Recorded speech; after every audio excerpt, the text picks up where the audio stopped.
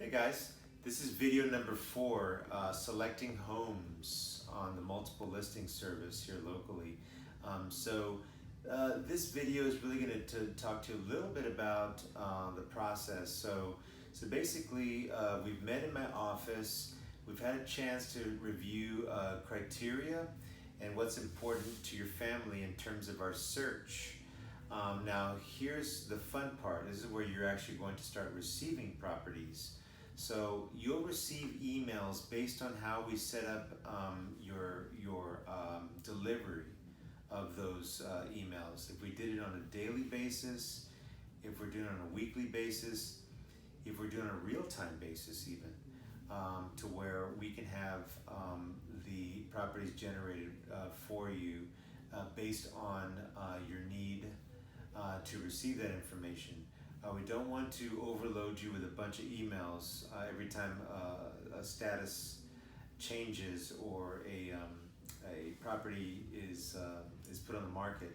But basically, we're going to be sending you properties based on a couple of different statuses.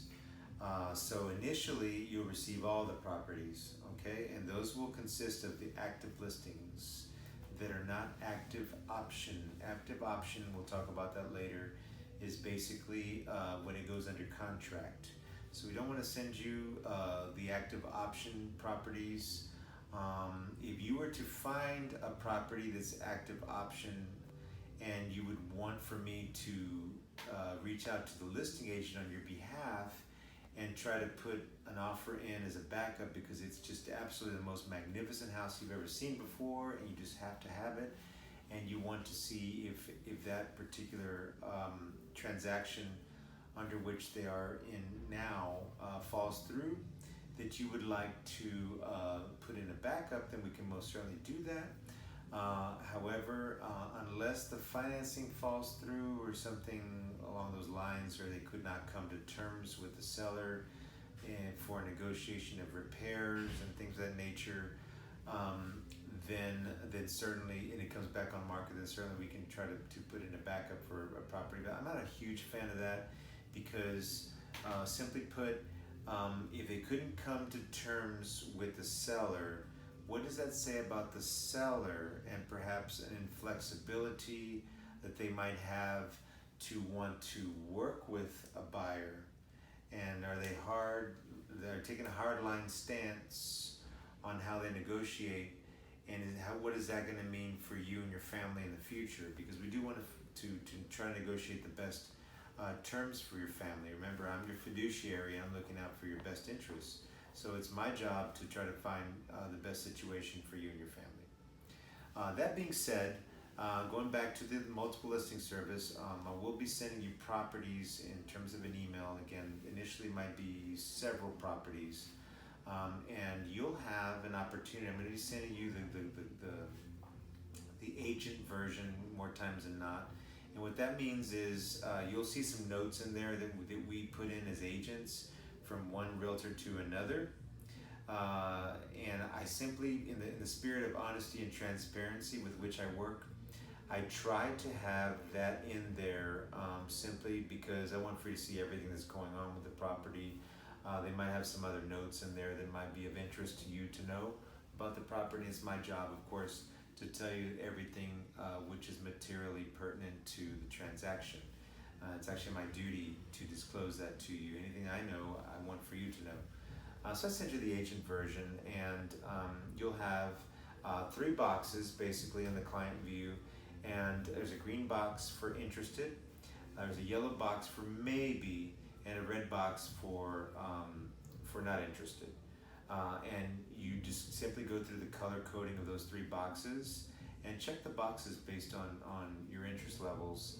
And what we're going to do is the multiple listing service, also called the MLS, of course, it's going to issue to you a unique username and a unique password, so that each time I send you a property and each time you log in, that you'll be able to view that property and mark an interest level based on what you think about the property.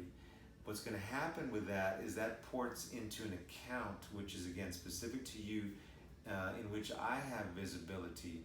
So what that means is that I can keep a track of status changes. So every step of the way, I will be able to see the statuses of those particular properties that are most interest to you. And remember that there'll be the active property. So there's anything that's new is going to be NEW, anything that's ACT, active of course, anything which is BOM, which is back on market. It was previously under contract and came back on market again.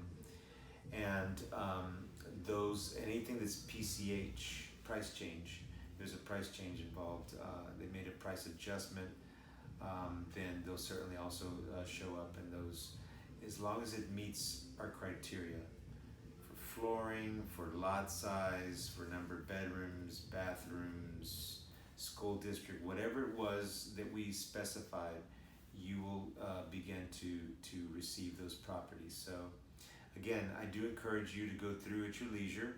A lot of my clients like to kind of kick back with a cup of coffee in the morning, and first thing, is to start looking through properties I've sent you. And some folks even like to look at them in bed with their spouse at night on an iPad.